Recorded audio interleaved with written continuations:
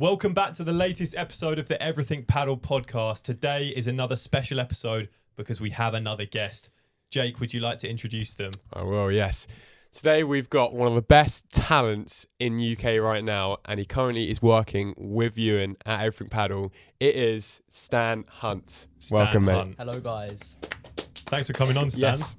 You all good? Thank you. Yeah, all good, thank you. How are you? Yeah, very, very, very well. I think, obviously, a lot of the people watching this pod will know who you are, but maybe could you just give a little bit of background on, your age, your experience in paddle, what you're currently doing with your work and your goals? Yeah, so I'm 16, been playing paddle for about 2 years now, working Everything Paddle for about 7 months now, I believe. Yeah. So just a lot of it's behind the scenes, working on the website, of course, and then what the viewers will have seen is me featuring in the videos, so stuff like the tournament They videos. love you in the videos. They love it. Yeah, so stuff like the tournament videos or anything else. I'm often there as a cameraman if I'm not involved with the film, with the taking part in it. Yeah, that's it really. Awesome, mate. Awesome. Yeah, I think we'll talk a little bit more about working at Everything Paddle, but talk to us a little bit about you in paddle at the moment, because you've only been playing a couple of years. You didn't really play a lot of racket sports before, but you were just absolutely obsessed and trying to make it as far as you can, right? Yeah, I think it's always been a goal of mine is to be doing some form of sport as my career. Yeah. So I've never been someone that's very happy to sit at a desk or be like involved in writing or whatever.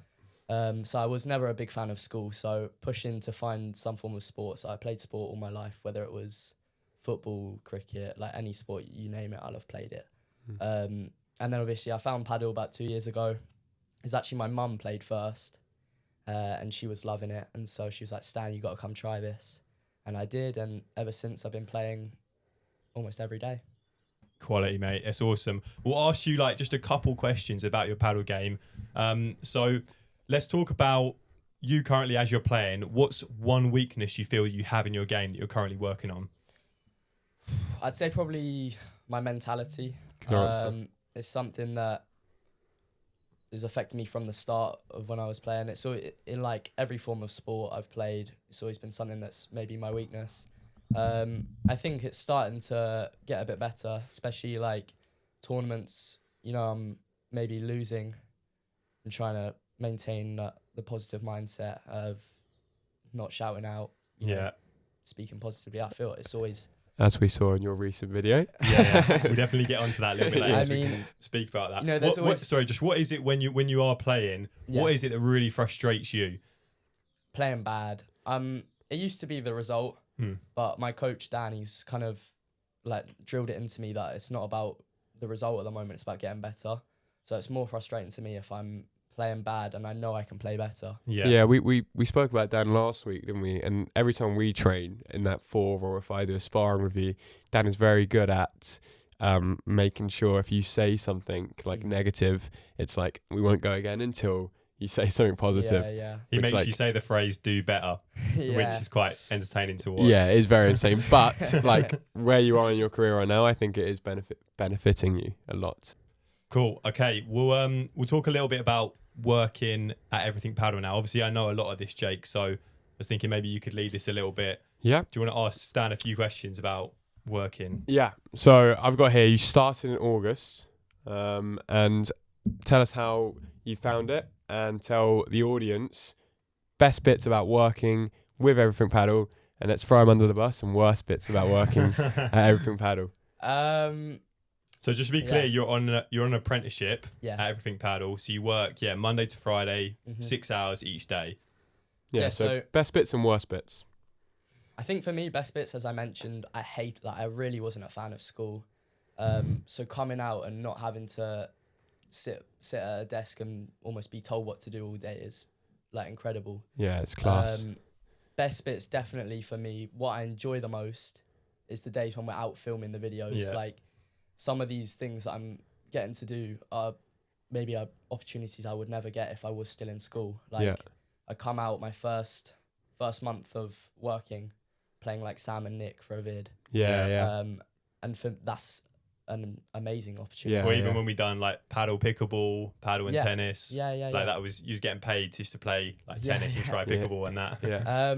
And Ewan's been really great with like giving me the freedom to take time off to go and train in Spain or play a tournament somewhere.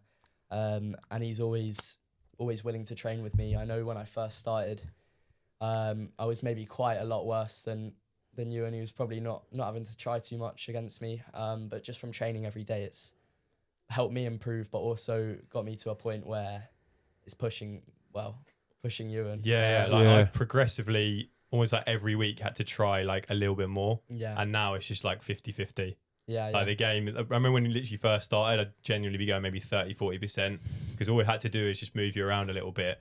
And then it's just like I'm adding a little bit more. And now, the games are, so I'm sick at cross court as well. Yeah, the games are still really tight. Yeah. For me, that's definitely been the best bit, is just the freedom to train as much as I'd like. I think if I was still in school, I'd be levels below where I am now. Yeah. Um, That's always the number one priority as well. I want to make sure that you really improve and you don't, like, this working at the store doesn't hold you back at all.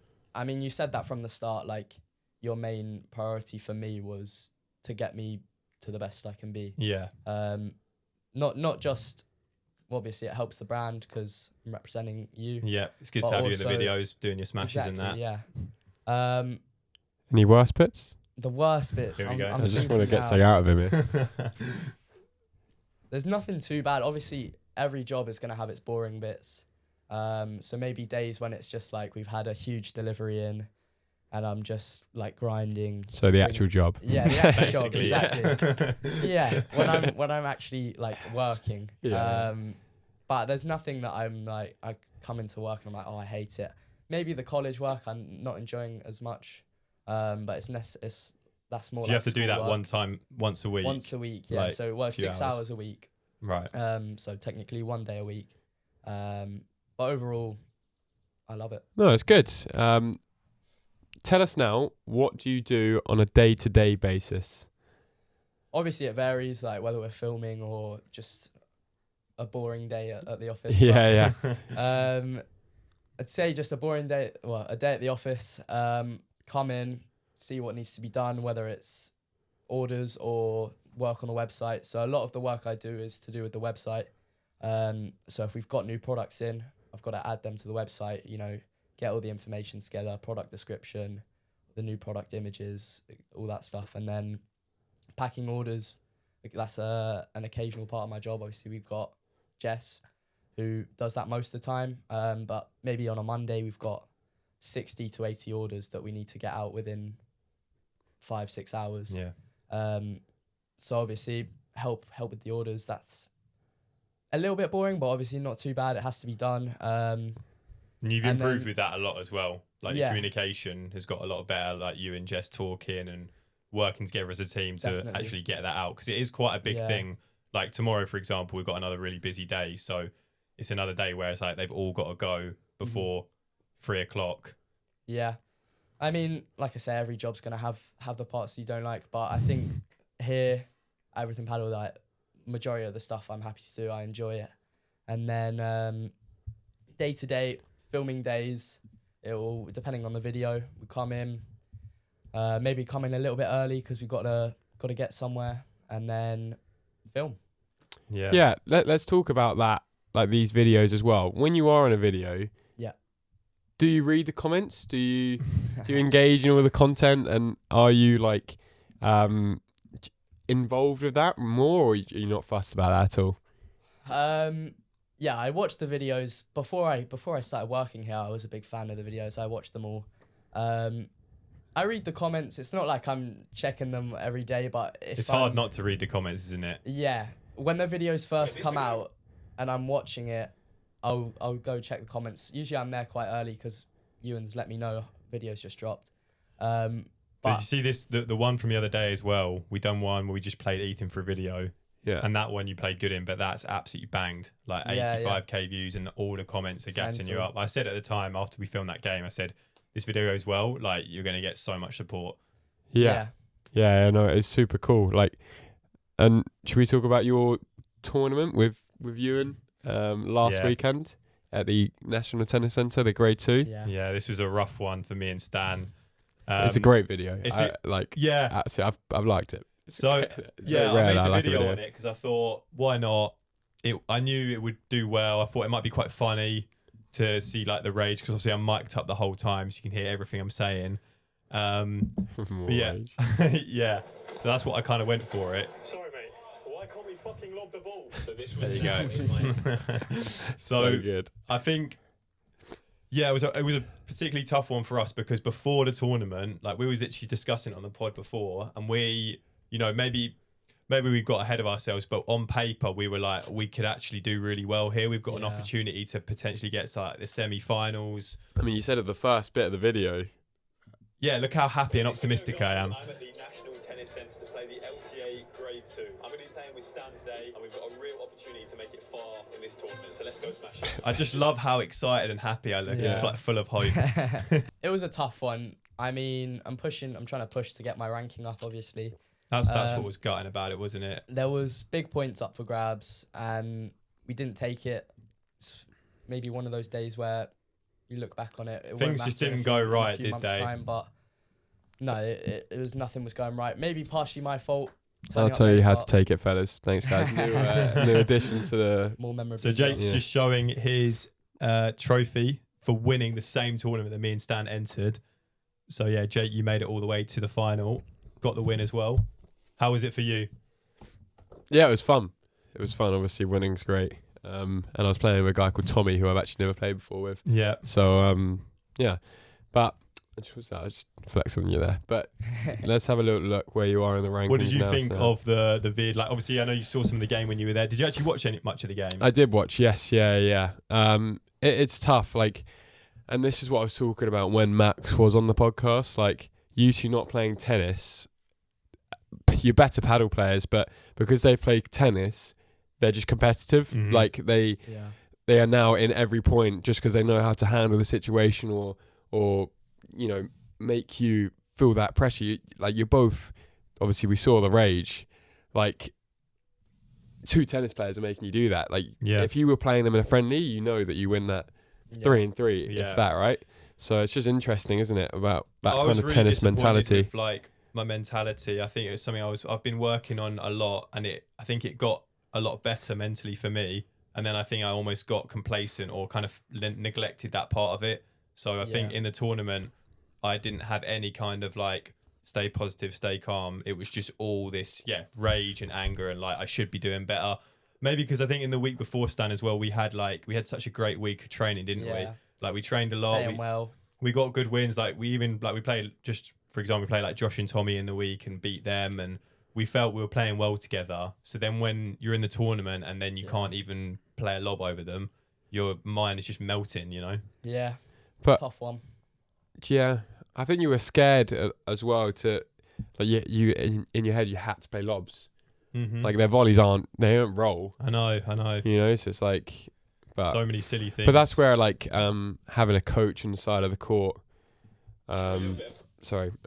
really helps, because if you have that coach in the court, they'll be telling you like, okay, if the lobs aren't working, we'll try something else. And that's something that I had this weekend. In a FIP, I had a coach, and it was really cool, really interesting to kind of see his insight. He's the Dutch national team coach, Spanish coach, and he was super like tactical. It'll be like does it help you sort of mentally reset all the time if he's giving you stuff to think about?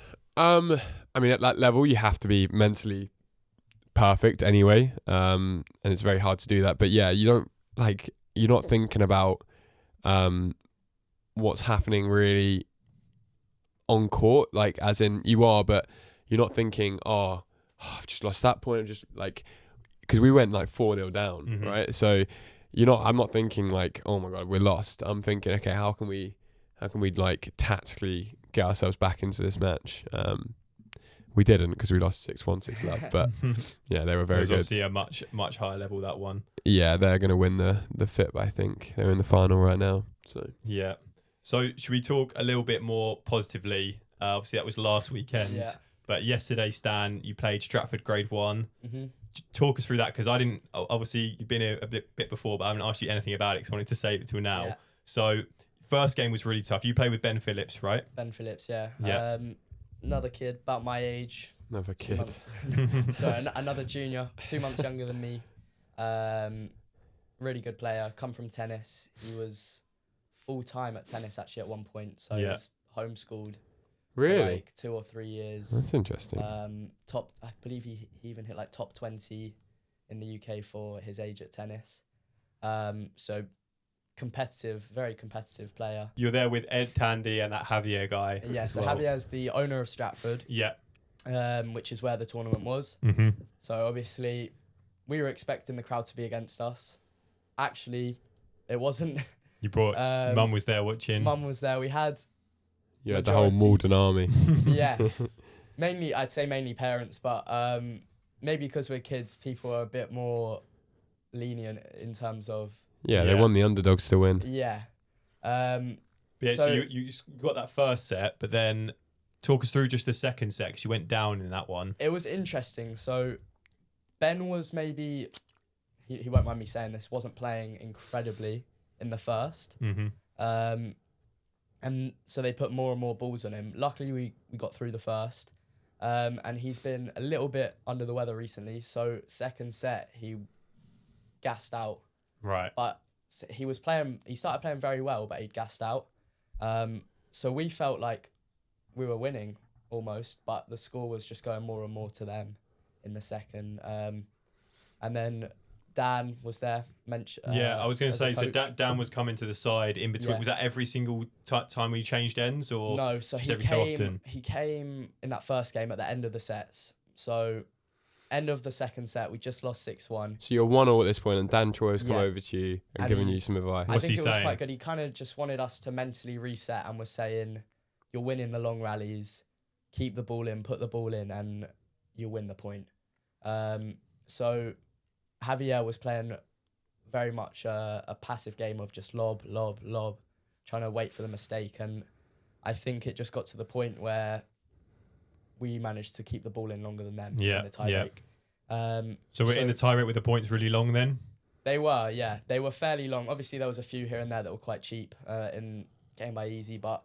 Did you go up in it early? Yeah, so it was like 1-1, 2-1, 2-2, and then you won 8 in a row. Wow, fair.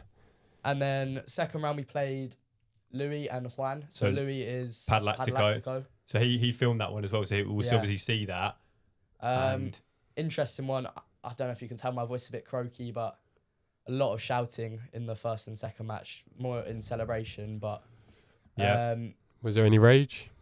a little bit. So we went 2 breaks down in the first. So we were 4-1 down, and it was just we had no energy. It wasn't that we had energy, but we weren't using it. And it was at that point where I just started like shouting a lot to just try and get us pumped up. And it worked. So we broke back, we got our breaks back, and then took the first, and then second set was similar, but we just held all our serves and got a break. And then in the quarters, Enrique, very good player. James, also a very good player. We went into it very much as the underdogs, even though we're seeded and they're not. We went into it as the underdogs. And we broke early, they broke back, we broke again. And then it was like we were holding. And I fully thought we were going to take the first set. It was like I believe we were 4-3 up, break up, and then it just went away from us. It was a lot of like juice ad. Yeah. And then second set, I started making a lot of errors. I won't lie. But no, good tournament. Yeah, he done so well there. When the ranking updates, that'll put me about 20 spots up, I believe. Really? Wow. So how many points do you get for this then? Got double bageled in the semi-finals. 1,600. I get 1,600 points for making quarters in a grade 1. So yeah. Yeah. So you bounced back a lot from last weekend. Yeah. So you're currently 82nd. So I believe I've top got 100, 62nd or 63rd. Top 50 soon. Yeah, and then I've got a string of tournaments coming up. So I've got. It's a very good phrase there. Yeah. I've got a grade 2 in Middlesbrough this weekend. It's actually, we'll be seeded 3 for that, and it starts at round of 16. So great opportunity for points. You also got another one in Wales, right? I In saw you Wales, enter that's that. also going to be a round of 16. I was going to enter that. But I didn't. So I've got a few like good opportunity for points. I don't want to get too ahead of myself because I think that's what we did for the NTC tournament. Yeah. We got too far ahead of ourselves, and That's what Dan it said didn't to us happen. afterwards. He just said, like, you Yeah. should have just gone all out focus, just win the first match. I honestly think we'd done that. It could have been, yeah, I mean, different. don't want to get too far ahead of myself, but I feel definitely like draw dependent. We can get a solid like semi-final or even final. So one of the questions I had earlier, Yeah. I saved it. What's the worst loss you ever had in paddle, and how did you bounce back? I was just curious to think, would it have been last weekend or would it have been, was there something else? I've had 2. They were both with you, funnily enough. Really? One of them, Ilford grade 2 with you. We played Tommy and Josh. Josh. Oh, that was tough. We That had was 2 rough. match points, didn't take them, and then ended up losing. So that was a tough one to take. And then definitely NTC was the other one. Yeah. And I think bouncing back, it's grade 1. Great example. I managed to get some good points on the board, maybe in a much more positive mindset now. Yeah, it's a tough one to take, obviously, at the time, but you've got to think in a year's time, you won't even remember it probably. That's the thing. I think as well, like from last weekend, it's kind of like almost needed that reality check with the mentality, because then for the next tournament, like I played really well yesterday because my mental was so much better because that's all I focused on. So I just need to keep that up now. And same with you as well. I didn't think you was a mental person though, as in like. Yeah, I think it's something that's maybe got worse as obviously the sport's become like more competitive and tougher games. Yeah. But yeah, it has been pretty bad. But now it's one of them, maybe because I wasn't maybe aware of it. Then I didn't really work on it. But now I know it is an issue and it is there. Then there's a lot of to things. be fair to you, that video, for anyone that's watched it, maybe is a bit off colour for you. You don't really get mad, you don't really rage. The only other thing I was going to say as well is obviously because we're cutting in the only bits where I rage. Yeah. So it's like an hour and a half. You remember the game? A lot of the game was quite quiet and just focused. Yeah. But obviously, It's not entertaining. we're just putting in the bits where I do get mad and swear. So people were like, "Oh my god, this guy's doing it every point." But even like there were times when I was maybe shouting yes, and you were so locked in that you were just completely quiet. yeah, that's the And thing. At the time, you went to me, I am up for this. I'm just trying to focus. Yeah. So I was trying, but Yeah.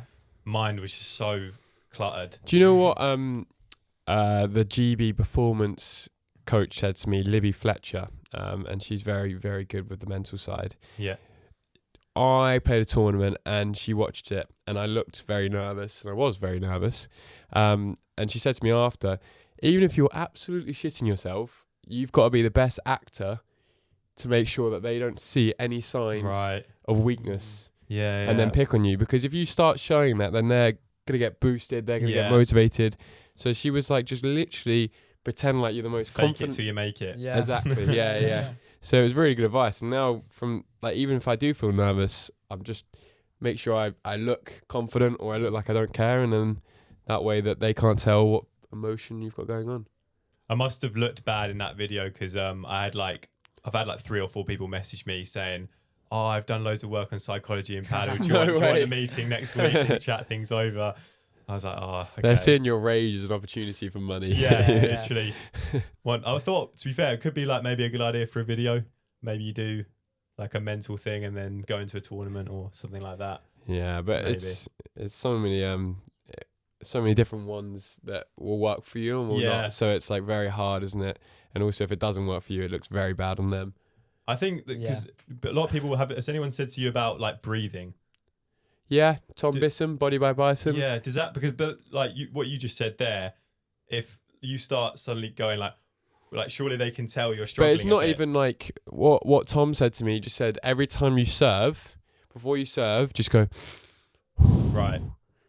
And obviously I'm a bit older, so that doesn't That sound was a very struggle. good. Yeah.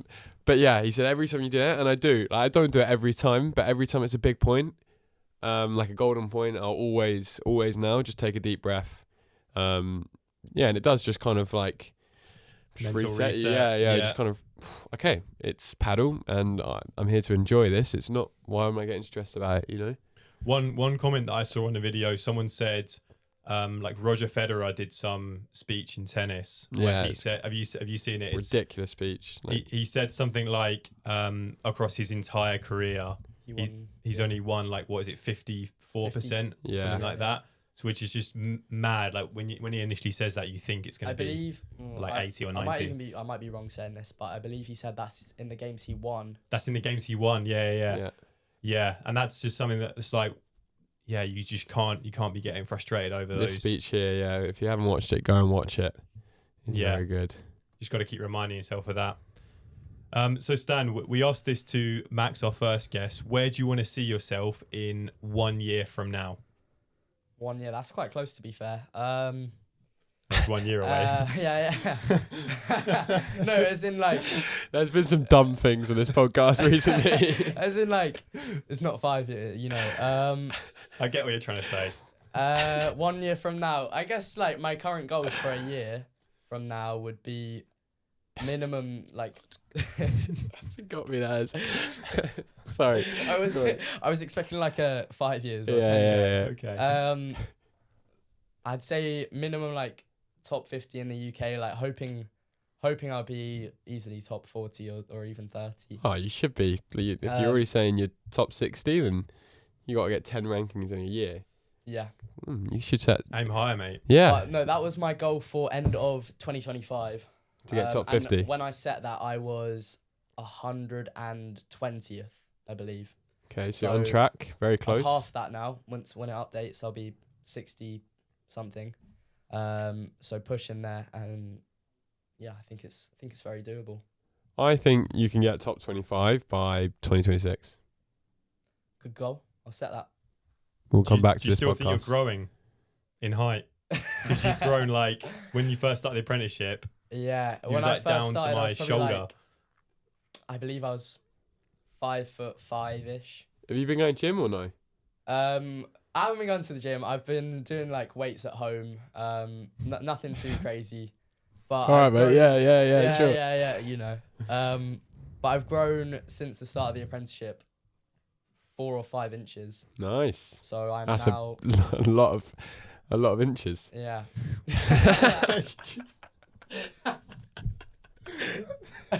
We can cut that out. Can't say that to a 16-year-old. Forget he's 16. One of my granddads he's 5'6", and the other one is 6'4". Well, let's hope you get the other one. Yeah, we'll see. But so is it for you? Is it just like you want? Is it the ranking? Is that your main goal? That's your main focus? Is anything else at all? I think my main focus is to get better. And so no specific areas of your game at all, or just a general improvement?